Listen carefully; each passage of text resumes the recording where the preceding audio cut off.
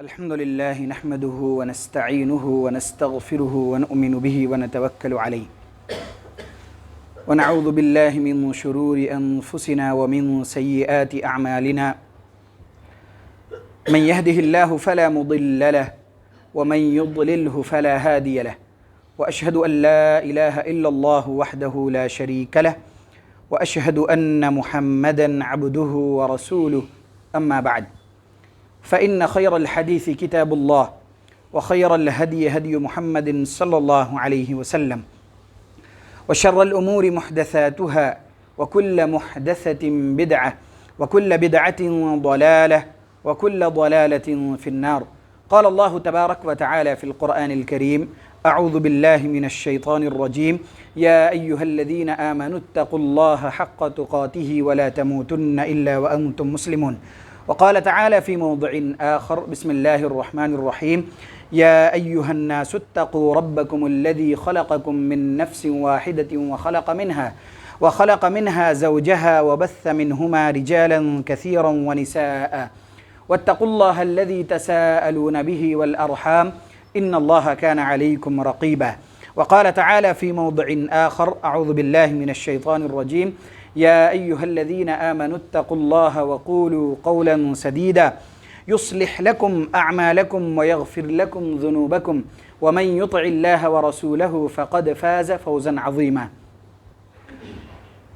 تمام قسم کی تعریفات و توصیفات، کبریائی و بڑائی، حمد و ثنا صرف اور صرف اس اللہ رب العالمین ہی کے لیے لائق و زیبا اور سزاوار ہے، جس نے سارے جہاں کو بنایا، جو سارے جہاں کا خالق و مالک ہے اور سارے جہاں کے نظام کو بخوبی چلانے والا ہے۔ بعدہ بے شمار درود و سلام نازل ہو نبی آخر الزماں محمد عربی صلی اللہ علیہ وسلم پر۔ حاضرین جمعہ، جس عنوان پر گزشتہ ہفتہ باتیں ہوئیں، اسی عنوان پر آپ کے سامنے آج بھی کچھ لب کشائی کروں گا اور کچھ باتیں آپ کے سامنے انشاءاللہ رکھوں گا۔ عنوان تھا کہ معاشی تنگی، جسے ہم انگریزی میں اگر سمجھیں تو شاید اسے فائنینشیل کرائسس یا فائنینشیل پرابلم جسے کہتے ہیں، اور اس کا حل کیا ہے، اس کا سلوشن کیا ہے، یہ عنوان تھا کہ آج کے اس ترقی یافتہ دور میں، ٹیکنالوجی کے زمانے میں، بہت سارے ایسے راستے اور بہت ساری ایسی چیزیں ہیں اور بہت سارے ایسے حلال طریقے نئے طریقے کے طور پر ایجاد ہوئے ہیں کہ جس کے ذریعے سے آدمی اپنے اس مسائل کا حل نکال سکتا ہے، اپنے فائنینشیل پرابلم کو حل کر سکتا ہے۔ بہت سارے ایسے راستے کھل گئے ہیں۔ خصوصی طور پر یہ چیزیں شہروں میں بہت زیادہ ہیں۔ گاؤں دیہات کے مقابلے شہروں میں کام کاج کے لیے اور دیگر اور ضروریات کو پورا کرنے کے لیے، اپنی ضروریات کی تکمیل کے لیے شہروں میں یہ زیادہ آسانی سے انسان کو راستے مل جاتے ہیں کہ جس کے ذریعے سے وہ اپنا مال کما سکیں اور اپنی ضروریات کو کیا کر سکیں، پوری کر سکیں۔ تو عنوان تھا کہ اس کے کیا وجوہات ہیں، کیا اسباب ہیں دینی اور شرعی طور پر کہ جس کے بنیاد پر ہمیں ان چیزوں کا سامنا کرنا پڑتا ہے۔ یہ ان چیزوں سے ہمیں اس دور سے گزرنا پڑتا ہے کہ ساری سہولیات موجود ہے، سارے راستے آسانی کے ساتھ ہمیں دکھ رہے ہیں، اس کے باوجود ہمارے یہ پرابلمز کیوں آ رہے ہیں، فائنینشیل پرابلمز کیوں آ رہے ہیں، اس کے اسباب اور اس کا قرآن و سنت سے کیا حل ہونا چاہیے، یہ عنوان ہے۔ چند اسباب آپ کے سامنے آ چکے تھے کہ جس کی وجہ سے ہمیں معاشی تنگی کا سامنا کرنا پڑتا ہے اور ان دشواریوں کا سامنا کرنا پڑتا ہے۔ انہی اسباب کو جاری رکھتے ہوئے اس کے بعد چھٹا سبب جس کی وجہ سے ہمارے ساتھ یہ پریشانی یا دشواری ہوتی ہے، معاشی تنگی آتی ہے، اس میں سے ایک یہ ہے، یعنی چھٹا یہ ہے کہ آدمی کو سنت کے طریقے سے اور قرآن کی تعلیمات کے ذریعے سے جن چیزوں کا پتہ چلتا ہے کہ جب ہم کوئی کام کریں، گھر میں داخل ہوں، اللہ کا نام لیں، کھانا کھائیں، بسم اللہ پڑھیں، اس طرح کے جو دعائیں وارد ہیں احادیث سے جو ہمیں پتہ چلتی ہیں، ان دعاؤں کا اہتمام نہ کرنا، یعنی بسم اللہ وغیرہ چھوڑ دینے کی وجہ سے معاشی تنگی بھی آتی ہے۔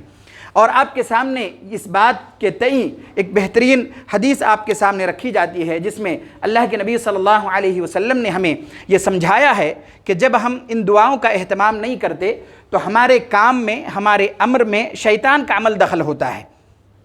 کھانے میں، رہن سہن میں، ساری چیزوں میں کس کا عمل دخل ہوتا ہے؟ جب ہم دعاؤں کا اہتمام نہیں کرتے تو پھر شیطان کا عمل دخل ہوتا ہے، اور جس کام میں شیطان کا عمل دخل ہو اس میں یقینی ہے کہ اس میں تنگی، پریشانی، دشواری، ساری چیزیں آئیں گی۔ اللہ کے نبی صلی اللہ علیہ وسلم نے یہ ارشاد فرمایا، مسلم کی روایت ہے، عمرو ابن ابی سلمہ رضی اللہ تعالیٰ عنہ سے روایت ہے، وہ کہتے ہیں اذا دخل الرجل بیتہ، کہ جب آدمی اپنے گھر میں داخل ہو، فذکر اللہ عند دخولہ وعند طعامہ، اور جب وہ داخل ہو تو اللہ کا ذکر کرے داخل ہونے کے وقت اور اللہ کا نام لے کھانے کے وقت، قال الشیطان، تو شیطان کہتا ہے لا مبیت لکم ولا عشاء۔ پہلی چیز اللہ کے نبی صلی اللہ علیہ وسلم نے جو اس روایت میں ہمیں سمجھایا وہ یہ کہ جب آدمی اپنے گھر میں داخل ہو تو کیا کرے؟ اللہ کو یاد کرے۔ اللہ کو یاد کرنے سے مراد عام طور سے جب ہم گھر میں داخل ہوتے ہیں تو ہمارا کیا ادب ہونا چاہیے؟ گھر میں داخل ہونے کا سلام ہونا چاہیے۔ یہ بھی کیا ہے؟ اللہ کا ایک ذکر ہے، سلامتی کی ایک دعا ہے۔ ہمیں سلام کر کے گھر میں کیا کرنا چاہیے؟ داخل ہونا چاہیے۔ جب ان چیزوں کا اہتمام کریں گے اور جو دعائیں ثابت ہیں ان دعاؤں کا جب اہتمام کریں گے، اور پھر جب آدمی کھانا کھانے بیٹھے تو اللہ کا ذکر کرنا ہے۔ اللہ کے ذکر سے مراد یہاں کیا ہے؟ بسم اللہ پڑھنا ہے۔ جو دعا ثابت ہے ہمیں اس کا اہتمام کرنا ہے۔ جب ایک آدمی ایسا کرتا ہے، اللہ کے نبی صلی اللہ علیہ وسلم نے یہ ارشاد فرمایا اذا دخل الرجل بیتہ، کہ جب آدمی اپنے گھر میں داخل ہوتا ہے، فذکر اللہ عند دخولہ وطعامہ، اور جب آدمی داخل ہوتا ہے تب بھی اللہ کا ذکر کرتا ہے اور اپنے کھانے میں بھی اللہ کا ذکر کرتا ہے، یعنی بسم اللہ پڑھتا ہے، قال الشیطان، تو شیطان اپنے ساتھیوں سے کہتا ہے لا مبیت لکم ولا عشاء، تمہارے لیے یہاں پر نہ رات گزارنے کے لیے جگہ ہے اور نہ ہی رات کے کھانے کا کچھ انتظام ہے، یعنی تمہارے لیے اس شخص کے پاس کوئی جگہ نہیں ہے۔ انہوں نے سارے دعاؤں کا اہتمام کر لیا، اللہ کا ذکر داخل ہوتے ہوئے بھی کیا، داخل ہونے کے بعد کھانے میں بھی کیا، اور دیگر کاموں میں بھی انہوں نے اللہ کو یاد کیا، لہٰذا تمہارے لیے یہاں پر کوئی جگہ نہیں ہے۔ اور جب شیطان کا کوئی کسی امر میں عمل دخل نہیں ہوگا تو یقینی چیز ہے کہ وہ چیز خالص ہوگی، اللہ کے لیے کی جائے گی اور اس میں اللہ تبارک و تعالیٰ کی جانب سے برکت ڈال دی جائے گی۔ اس کے بعد آگے اللہ کے نبی صلی اللہ علیہ وسلم نے یہ ارشاد فرمایا وَإِذَا دَخَلَ فَلَمْ يَذْكُرِ اللَّهَ عِنْدَ دُخُولِهِ، لیکن ایک شخص جب گھر میں داخل ہوتا ہے اور وہ اللہ کا ذکر نہیں کرتا، سلام کر کے داخل نہیں ہوا، دعاؤں کا اہتمام نکلتے ہوئے نہیں کیا، یہ سب چیزیں جب وہ نہیں کرتا ہے، قال الشیطان، تو شیطان کہتا ہے ادرکتم المبیت، کہ تم نے رہنے کی جگہ تو پا لی، یعنی ہوٹل بک ہو گیا، اب یہاں رہ سکتے ہو۔ کیونکہ انہوں نے اللہ کا ذکر نہیں کیا، گھر میں آتے ہوئے سلام کا اہتمام نہیں کیا، دعاؤں کا اہتمام نہیں کیا، لہٰذا شیطان اپنے ساتھیوں سے کیا کہتا ہے کہ تمہارے لیے رہنے کا انتظام ہو گیا، جگہ مل گئی۔ وَإِذَا لَمْ يَذْكُرِ اللَّهَ عِنْدَ طَعَامِ، اور جب آدمی کھانا کھانے بیٹھتا ہے پھر اللہ کا ذکر نہیں کرتا، یعنی بسم اللہ نہیں پڑھا، تو پھر شیطان کیا کہتا ہے؟ شیطان کہتا ہے قَالَ أَدْرَكْتُمُ الْمَبِيتَ وَالْعَشَاءَ، یہاں تمہیں صرف رہنے کی جگہ نہیں ہے، یہاں رہنے کی بھی جگہ ہے اور کھانے کا بھی انتظام ہے۔ شیطان کیا کہتا ہے کہ یہاں رہنے کا بھی انتظام ہے اور کھانے کا بھی انتظام ہے۔ اب آپ اندازہ لگائیے کہ جس آدمی کے ساتھ شیطان ہمیشہ رہے تو اس کے امر اور اس کے معاملات کیوں کر درست ہوں گے، اور ان کے کاموں میں اللہ تبارک و تعالیٰ کی جانب سے برکت کیوں کر آئے گی۔ ان کے کاموں میں، سب کاموں میں جب شیطان شامل حال ہوگا تو ظاہر بات ہے کہ اس میں تنگی، پریشانی اور دشواری ہی آئے گی، اس میں کسی طرح کی برکت نہیں آئے گی۔ لہٰذا چھٹا جو سبب ہے وہ یہ ہے کہ ہم ان دعاؤں کا ضرور اہتمام کریں اپنے کھانے پینے کی چیزوں میں، گھر جاتے ہوئے آتے ہوئے جو دعائیں احادیث نبویہ سے ثابت ہیں۔ اس کے بعد ساتواں سبب جس کی وجہ سے یہ مسائل آتے ہیں، یعنی جو ہمیں معاشی تنگی کا سامنا کرنا پڑتا ہے، جو ساتواں سبب ہے وہ یہ ہے کہ جھوٹ اور دھوکہ دڑی کہہ لیجئے یا خیانت کہہ لیجئے، کہ اس کی وجہ سے بھی ان چیزوں کا سامنا کرنا پڑتا ہے۔ حضرت حکیم ابن حزام رضی اللہ تعالی عنہ سے روایت ہے، بہت مشہور روایت ہے، کہ اللہ کے نبی صلی اللہ علیہ وسلم نے یہ ارشاد فرمایا البیعان بالخیار ما لم يتفرقا او قال حتى يتفرقا۔ اللہ کے نبی صلی اللہ علیہ وسلم نے گویا کہ اس روایت میں خرید و فروخت کا ایک ادب سکھلایا، اور خرید و فروخت کے معاملے میں ایک چیز ہمیں بتلائیں کہ جب آدمی خریدنے والا اور بیچنے والا جب تک ایک جگہ موجود ہے اور معاملات طے بھی ہو گئے ہیں لیکن ایک جگہ بھی موجود ہے، جدائیگی نہیں ہوئی، تب تک ان میں سے ہر ایک کو اس بات کا اختیار ہے کہ اس بیع کو کیا کر دے، فسخ کر دے۔ مثال کے طور پر ایک آدمی کچھ خریدنا چاہتا ہے، دوسرا آدمی بیچنا چاہتا ہے، بات چیت چل رہی ہے، تو ایک آدمی اگر یہ کہہ دے بات چیت چلتے ہوئے کہ نہیں میں نہیں خریدنا چاہتا، تو انہیں یہ پورا اختیار ہے کہ وہ یہ کہہ دے اور وہ نہ خریدے۔ دوسرے آدمی جو بیچ رہا ہے اگر وہ بیچتے ہوئے بات چیت بھی ہو رہی ہے لیکن جدا نہیں ہوا، ایک دوسرے سے الگ نہیں ہوا، ابھی مکمل طور پر طے نہیں ہوا باتیں، اگر بیچنے والا یہ کہہ دے کہ نہیں ابھی میں بیچنا نہیں چاہتا تو انہیں بھی مکمل یہ اختیار ہے اور کسی طرح کی ان پر عیب نہیں لگے گی، انہیں یہ اختیار ہے کہ وہ کہہ دے کہ ہاں میں نہیں بیچتا، کوئی حرج نہیں ہے۔ لیکن شاید ہم میں سے بہت سارے لوگ یا کچھ لوگ ان چیزوں کو دیکھے ہوں گے، آپ کئی شہروں میں جائیں گے دیکھیں گے اگر آپ نے سامان میں ہاتھ لگا لیا اب آپ کو لینا ہے وہ، اگر آپ نے سامان میں ہاتھ لگا دیا تو آپ کو وہ سامان لینا ہے، آپ نے چھوا کیوں، آپ نے ریٹ پوچھا کیوں، آپ نے دیکھا کیوں، اس طرح کی چیزیں سامنے آتی ہیں۔ جب معاملات میں ایسے کریں گے اللہ کے نبی صلی اللہ علیہ وسلم کی اس حدیث کی مخالفت ہوگی۔ اللہ کے نبی صلی اللہ علیہ وسلم نے وضاحت کے ساتھ یہ ارشاد فرمایا البیعان بالخیار ما لم يتفرقا او قال حتى يتفرقا، کہ دونوں کو، خریدنے والے کو بھی بیچنے والے کو بھی یہ اختیار ہے جب تک کہ وہ معاملات مکمل طور پر طے نہ کر لے، جدا نہ ہو جائے، الگ الگ نہ ہو جائے، اس وقت تک انہیں اختیار ہے کہ اس معاملے کو، خرید فروخت کی باتوں کو کیا کر دے، فسخ کر دے جب چاہے، اور دونوں میں سے کوئی بھی کر سکتا ہے، خریدنے والا بھی اور بیچنے والا بھی۔ اس کے بعد جو اصل حصہ ہے جو عنوان سے تحت ہے، اللہ کے نبی صلی اللہ علیہ وسلم نے یہ ارشاد فرمایا فَإِن صَدَقَا وَبَيَّنَا بُورِكَ لَهُمَا فِي بَيْعِهِمَا، اللہ کے نبی صلی اللہ علیہ وسلم نے ارشاد فرمایا پھر اگر اس نے سچ کہا اور چیزوں کو بالکل ظاہر کر دیا تو اللہ تبارک و تعالیٰ کی جانب سے ان دونوں کے اس معاملات میں برکت ڈال دی جاتی ہے۔ کیا مطلب ہے اس کا؟ فَإِن صَدَقَا کو سمجھیے، سب سے پہلی چیز کہ جو آدمی کوئی سامان بیچ رہا ہے انہیں چاہیے کہ اپنے سامان کی اگر کوئی خامی ہے، کوئی ایسا نقص ہے، کوئی ایسی عیب ہے جو ہماری نظروں سے اوجھل ہے، جسے وہی جان سکتا ہے جس کا وہ سامان ہے، تو سامان والے کی یا بیچنے والے کی یہ ذمہ داری ہے کہ وہ سچ سچ کہے اور ان چیزوں کے بارے میں ساری وضاحت کیا کر دے، سامنے رکھ دے۔ وبینہ کا مطلب بھی یہی ہے کہ وضاحت کے ساتھ، صراحت کے ساتھ چیزوں کو سامنے رکھ دے اور یہ کہہ دے کہ میرے اس فون میں یا میرے اس سامان میں یہ نقص ہے، یہ کمی ہے اور یہ عیب ہے، اس عیب کے ساتھ میں اتنے میں بیچنا چاہتا ہوں، چاہے وہ قیمت کتنا بھی اس کا رکھے کوئی حرج نہیں، لیکن اسے یہ بات وضاحت کے ساتھ سامنے رکھ دینے کی ضرورت ہے کہ آدمی کیا کہہ دے کہ میرے اس سامان میں یہ فلاں فلاں عیب ہے، میں اتنے میں اسے بیچنا چاہتا ہوں۔ اگر بیچنے والے نے بھی صفائی کے ساتھ یہ چیزیں کہہ دی اور خریدنے والے نے بھی بہت صاف ستھرے معاملات، ان چیزوں کو سننے کے بعد، معاملات کرنے کے بعد جب یہ معاملہ طے کر لے تو اللہ کے نبی صلی اللہ علیہ وسلم نے ارشاد فرمایا بورک لہما فی بیعہما، کہ ان دونوں کے لیے اس بیع میں، اس معاملہ میں اللہ تعالیٰ برکت ڈال دیا جاتا ہے اللہ کی جانب سے۔ خریدنے والے کو بھی اس میں برکت ہوگا، اس کے سامان میں، جس نے بیچا ہے، جو مال حاصل کیا ہے، اللہ تعالیٰ اس کے مال میں بھی کیا کر دے گا، برکت ڈال دے گا۔ لیکن جب ہم اس میں چیزیں چھپا لیتے ہیں اور اگر ہم یہ سمجھتے ہیں کہ ہم اپنے عیوبات، اپنے سامان کے عیوبات کو چھپا کر ہم بیچیں گے اور اس میں ہم کچھ زیادہ فائدہ کمائیں گے، یقین جانیے اللہ کے نبی صلی اللہ علیہ وسلم نے بہت آسان الفاظ میں یہ فرما دیا کہ ایسے لوگوں کے معاملات سے، ایسے لوگوں کے بیع سے اللہ تعالیٰ برکت کو چھین لیتا ہے، برکت کو اٹھا دیا جاتا ہے۔ چنانچہ آگے ارشاد فرمایا وَإِن كَتَمَ وَكَذَبَ وَإِن كَتَمَ وَكَذَبَ، کہ اگر وہ چھپا لے اور جھوٹ بولے تو اللہ کے نبی صلی اللہ علیہ وسلم نے ارشاد فرمایا مُحِقَتْ بَرَكَتُ بَيْعِهِمَا، تو ان دونوں کے بیع میں سے برکت کو کیا کر دیا جاتا، مٹا دیا جاتا ہے، ختم کر دیا جاتا ہے، کسی کو اس کے بیع میں کوئی برکت نہیں ملے گی۔ آٹھواں سبب، اس معاشی تنگی کے ہونے کا جو آٹھواں سبب ہے وہ یہ ہے کہ جھوٹی قسم کھا کر اپنے سامان کو بیچ دے، اور یہ اتنا آسان ہے، یقین جانیے یہ اتنا آسانی سے لوگ بول جاتے ہیں۔ آپ بنڈی والے سے پوچھ لیجئے، کسی مارکیٹ میں جا کے لوگوں سے چیزیں خریدنے لگیے، 100 دفعہ وہ قسمیں اٹھاتا ہے کہ میرا سامان ایسا ہے، میں نے اتنے میں خریدی ہے، جبکہ یہ بولنے کی بھی ضرورت نہیں ہے۔ اگر ہم کچھ بیچ رہے ہیں ہمیں اس کی قیمت خریدنے والے کو بتانے کی بھی ضرورت نہیں ہے، ہمیں اس بات کی ضرورت ہے کہ ہم ان کو یہ بتائیں کہ ہم اتنے میں بیچنا چاہتے ہیں، ہم نے کتنے میں خریدا ہے اس سے آپ کو کوئی مطلب نہیں ہے، اور بیچنے والے کی یہ ذمہ داری بھی نہیں ہے کہ وہ بتائے سامنے والے کو کہ میں نے اتنے میں خریدا ہے۔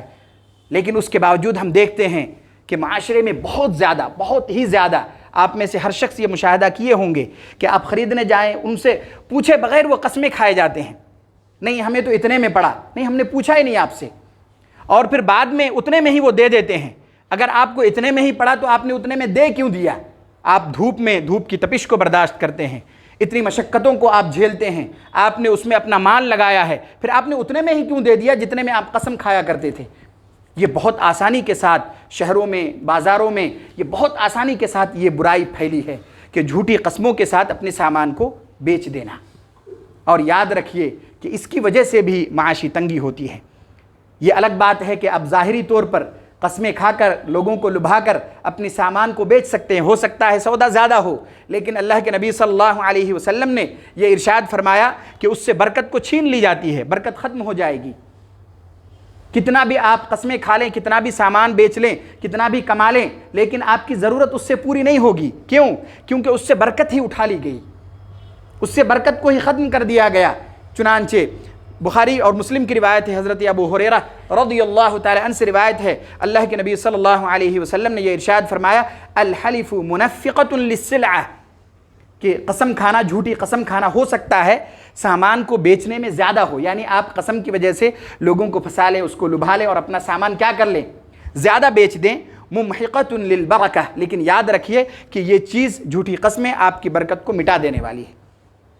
جھوٹی قسموں کی وجہ سے آپ کی برکتیں کیا ہو جائیں گی؟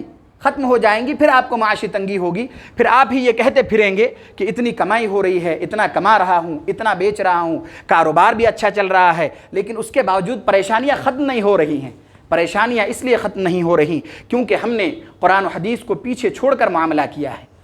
اللہ کے نبی صلی اللہ علیہ وسلم کو اس معاملہ میں اللہ کے نبی صلی اللہ علیہ وسلم کے فرمان کو ہم نے بھلا دیا ہے۔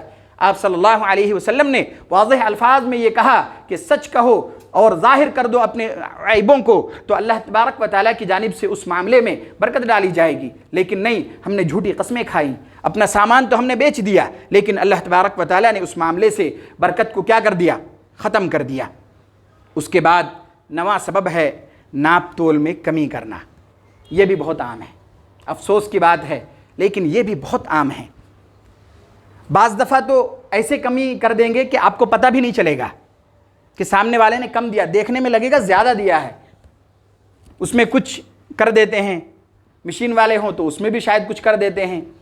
تو ایسا ہوتا ہے کہ آپ مچھلی مارکیٹ میں جائیے، وہاں سے آپ 3 کلو مچھلی لیجئے، گھر آ کے شاید وہ 2.5 کلو بھی نہ ہوں۔ ان کے پاس کیا کیا مسائل ہوتے ہیں، کس طرح سے وہ کرتے ہیں نہیں معلوم، لیکن اس کی وجہ سے بھی معاشی تنگی آتی ہے۔ جب ہم ناپ تول میں کمی بیشی کریں گے اور اس میں ہم ایک طرح سے کمی کر دیں گے تو پھر اللہ تبارک و تعالیٰ کی جانب سے کیا ہوگی؟ قحط سالی آئے گی۔ چنانچہ ابن ماجہ کی روایت ہے، حضرت عبداللہ ابن عمر رضی اللہ تعالیٰ عنہما سے روایت ہے، وہ کہتے ہیں کہ اللہ کے نبی صلی اللہ علیہ وسلم نے ارشاد فرمایا، وَلَمْ يَنْقُسُ الْمِكْيَالَ وَالْمِيزَانَ إِلَّا أُخِذُوا بِالسِّنِينَ وَشِدَّةِ الْمَؤُونَةِ وَجَوْرِ السُّلْطَانِ عَلَيْهِمْ۔ 3 چیزیں ہوں گی کہ اگر آدمی ناپ تول میں اس طرح سے گڑبڑی کرے، ناپ تول میں کمی بیشی کرے، تو 3 چیزوں کا سامنا انہیں کرنا پڑے گا۔ اور ہم سبھی جانتے ہیں کہ یہ چیزیں معاشرے میں بہت عام ہیں، ناپ تول میں کمی کر دینا، تھوڑا کم کر کے دے دینا، یہ چیزیں بہت عام ہیں۔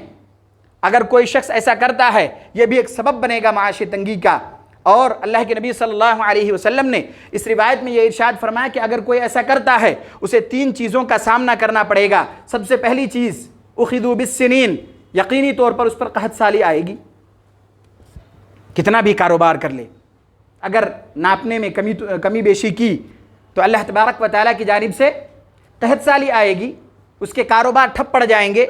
اگر کاروبار ہو بھی تو اس سے برکت اٹھا لی جائے گی۔ اور آگے اللہ کے نبی صلی اللہ علیہ وسلم نے ارشاد فرمایا، وَشِدَّةِ الْمَؤُونَةِ، اور مشقتوں کا سامنا کرنا پڑے گا۔ کاروبار بہت اچھا چل رہا ہے، بہت اچھی کمائی ہو رہی ہے، لیکن اس کے باوجود انہیں دشواریوں کا سامنا کرنا پڑ رہا ہے، پریشانیوں کا سامنا کرنا پڑ رہا ہے، اور کئی مسائل ان کے کھڑے ہو رہے ہیں، ہر 2 دن میں کچھ نہ کچھ مسائل کا انہیں سامنا کرنا پڑ رہا ہے۔ اور یہ چیزیں کب ہوں گی؟ جب آدمی ناپ تول میں کمی کر دے۔ اس کے بعد تیسری چیز، وَجَوْرِ السُّلْطَانِ عَلَيْهِمْ، اور اللہ تبارک و تعالیٰ کی جانب سے ظالم بادشاہ ان لوگوں پر مسلط کر دیا جائے گا۔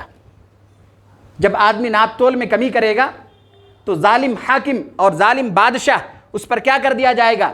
مسلط کر دیا جائے گا۔ پھر وہ الگ سے ستائے گا، الگ الگ چیزوں میں پریشانیوں میں کاروباریوں کو مبتلا کرے گا۔ لیکن جب کاروباری ان چیزوں میں گڑبڑی کرے گا تو اللہ کے نبی صلی اللہ علیہ وسلم نے یہ ارشاد فرمایا کہ ان چیزوں سے گزرنا پڑے گا، قحط سالی بھی آئے گی، مشقتوں کا سامنا بھی کرنا پڑے گا، اور ظالم بادشاہ کو اللہ تبارک و تعالیٰ ایسے لوگوں پر کیا کر دے گا؟ مسلط کر دے گا۔ اس کے بعد 10واں سبب معاشی تنگی کا بخل سے کام لینا۔ بخل سے مراد یہ نہیں ہے کہ آدمی صرف اس سے بچ جائے، فضول خرچی سے، اسے بخل کہتے ہیں کہ جہاں ضرورت ہو وہاں بھی نہ خرچ کرے آدمی۔ اللہ نے بہت مال دیا، بے شمار مال دیا، لیکن کبھی اللہ کی راہ میں خرچ نہ کرے اور بخل سے مال کو بچا بچا کر رکھے۔ اللہ کے نبی صلی اللہ علیہ وسلم کا یہ ارشاد ہے کہ جب بندہ صبح کرتا ہے تو 2 فرشتے اٹھتے ہیں اور 2 فرشتے الگ الگ طرح سے دعا کرتے ہیں۔ ایک فرشتہ یہ کہتا ہے کہ اللہ اس شخص کے مال میں اور زیادہ کر دے جو تیرے راہ میں خرچ کرتا ہے، اور دوسرا فرشتہ کہتا ہے کہ اللہ اس شخص کے مال کو ہلاک کر دے جو بخل سے کام لیتا ہے، جو کنجوسی سے کام لیتا ہے، اس کے مال کو کیا کر دے؟ ہلاک کر دے۔ یہ فرشتے دعا کرتا ہے۔ مسلم کی روایت ہے، حضرت ابو ہریرہ رضی اللہ تعالی عنہ سے روایت ہے، وہ کہتے ہیں کہ اللہ کے نبی صلی اللہ علیہ وسلم نے یہ ارشاد فرمایا، ما من یوم یصبح العباد فیہ الا ملکان ینزلان، کہ جب بھی بندہ صبح کرتا ہے تو 2 فرشتے نازل ہوتے ہیں، فیقول احدہما اللہم اعطی منفقا خلفا، کہ اللہ اس شخص کو اور زیادہ دے جو خرچ کرتا ہے۔ اس سے پتہ چلا کہ جب اللہ تبارک و تعالیٰ کی جانب سے ہمیں مال ملے تو ہمیں چاہیے کہ ہم اللہ کی راہ میں بھی کیا کریں؟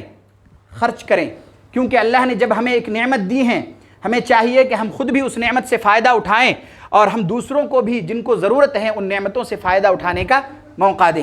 اگر ہم نے ان کو روک روک کر رکھ دیا غیر ضروری، اس کا یہ مطلب نہیں ہے کہ آدمی مال جمع نہ کرے، یہ ہرگز مطلب نہیں ہے، بلکہ مطلب یہ ہے کہ جب اللہ نے آپ کو بہت زیادہ مال دیا ہے، زکوٰۃ آپ پر لازم ہے، زکوٰۃ نکالیں، گاہے بگاہے ضرورت مندوں کا آپ تعاون کریں، ان کی ضرورتوں کو آپ پورا کریں، یہ ساری چیزیں کریں۔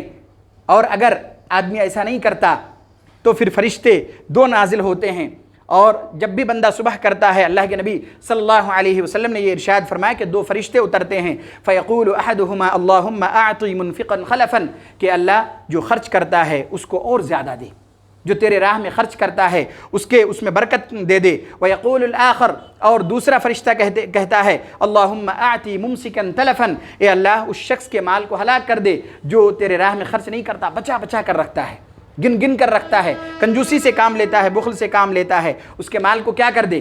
ہلاک کر دے۔ فرشتے یہ کہتا ہے۔ 11واں سبب زکوٰۃ کا ادا نہ کرنا۔ سمجھنے کی بات یہ ہے کہ جب اللہ نے آپ کو مال دیا ہے اور آپ اس بات کے مکلف ہیں کہ آپ پر زکوٰۃ فرض ہے، تو اب ضرورت اس بات کی ہے کہ آپ سال گزرنے کے بعد اپنے مال سے کیا کریں؟ زکوٰۃ نکالیں۔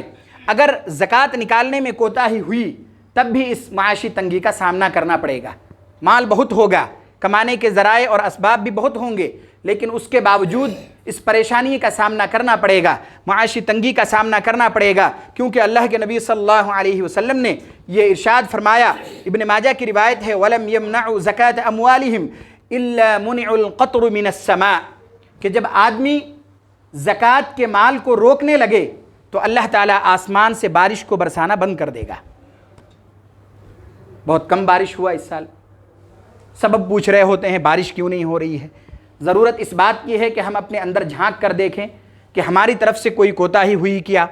اللہ تبارک و تعالیٰ نے جن احکامات پر عمل کرنے کا ہمیں حکم دیا، ان احکامات میں ہماری جانب سے کچھ کوتاہی ہوئی کیا۔ اللہ کے نبی صلی اللہ علیہ وسلم نے یہ ارشاد فرمایا کہ جب لوگ زکوٰۃ کے مال کو بھی کیا کریں گے؟ روکنے لگیں گے، یعنی زکوٰۃ نہیں نکالیں گے، تو اللہ تعالیٰ آسمان سے کیا کر دے گا؟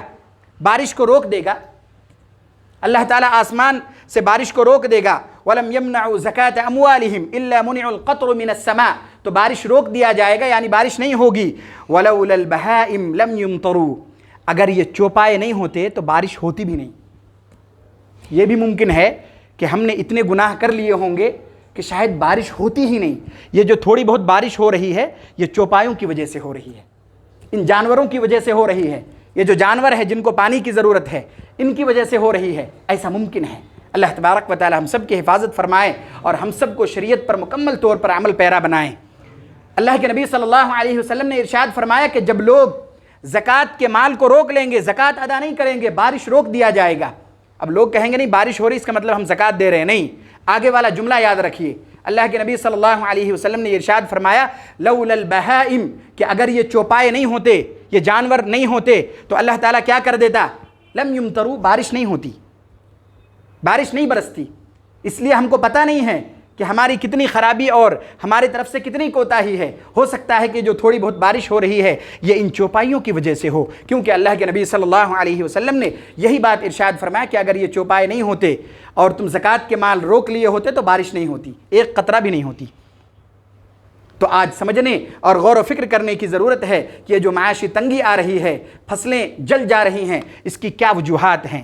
کیا ہم نے ان فصلوں کو حاصل کرنے کے بعد اس میں سے جو اللہ کا حق یعنی زکوٰۃ ہم پر لازم ہوتا تھا ہم نے ادا کیا یا نہیں؟ اگر نہیں کیا تو پھر بارش نہیں ہوگی، پھر بارش نہیں ہوگی تو پھر ہم ہی یہ شکایت کرتے پھرتے ہیں کہ اس سال بارش بہت کم ہوئی۔ کیوں ہوئی؟ اس اسباب پر غور و فکر کرنے کی ضرورت ہے اور اپنے کوتاہی پر نظر رکھنے کی ضرورت ہے۔ ایک آخری سبب آج کا آپ کے سامنے بیان کرنے کے بعد بات کو اختتام تک پہنچاؤں گا، اور آگے بھی انشاءاللہ اسی عنوان کے تحت چند اور باتیں بھی آپ کے سامنے رکھی جائیں گی۔ ہیلا اور بہانہ کر کے غیر شرعی طور پر حرام یا سود کا مال کھا لینا۔ اگر آدمی الگ الگ ہیلا بنائے، نہیں سود نہیں ہے، تھوڑا سا ادھر ادھر کر کے کسی طرح کر کے اسے لے سکتے کیا؟ نہیں، جب اللہ تبارک و تعالیٰ نے بیان کر دیا کہ سود جائز نہیں ہے تو نہیں ہے۔ آپ چاہے کس طرح کا بھی ہیلا بنا لیں، کسی طرح کی بھی آپ پلاننگ کر لیں، وہ سود ہے اور سود حلال نہیں ہو سکتا۔ اور یہی وجہ ہے کہ اللہ تبارک و تعالیٰ نے قرآن کریم میں بہت واضح الفاظ میں یہ بیان کر دیا، یمحق اللہ الربا ویربی الصدقات، کہ اللہ تعالیٰ سود کو کیا کر دیتا ہے؟ مٹاتا ہے، یعنی اس میں کوئی برکت نہیں ہوتی، اس میں تنگی ہی آتی ہے، اس میں مشکلات کا سامنا ہی کرنا پڑتا ہے سود میں۔ اور اللہ تبارک و تعالیٰ صدقات کو کیا کرتا ہے؟ بڑھاتا ہے۔ اور ایک دوسری جگہ یہ ارشاد فرمایا کہ بے میں اللہ تعالیٰ اسی آیت میں اوپر یہ ارشاد فرمایا کہ اللہ تعالیٰ بے میں یعنی خرید و فروخت میں کیا کرتا ہے؟ یعنی خرید و فروخت اور سود یہ برابر نہیں ہے، یہ الگ الگ چیز ہے۔ سود کیا ہے؟ حرام ہے، اور اللہ تبارک و تعالیٰ نے یہ ارشاد فرمایا بے جائز بھی ہے اور اس میں اللہ کی جانب سے برکت بھی ڈالی جاتی ہے اور وہ فائدے کی چیز ہے، اور اللہ تعالیٰ اس میں کیا کر دیتا ہے؟ بڑھوتری کو بھی بڑھا دیتا ہے۔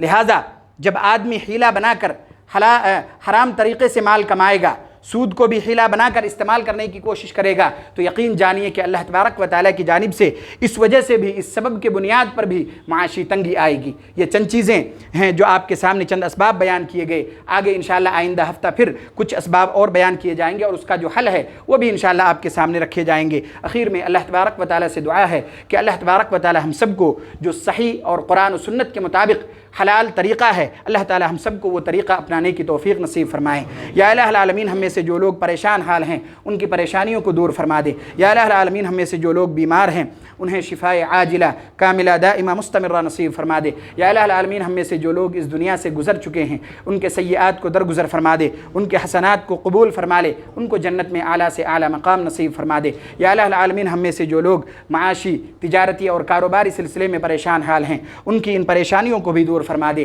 یا الہ العالمین ہم میں سے جو لوگ قرض میں ڈوبے ہوئے ہیں ان کے قرض کی ادائیگی کا سامان مہیا فرما دے۔ آمین وآخر دعوانا ان الحمد للہ رب العالمین۔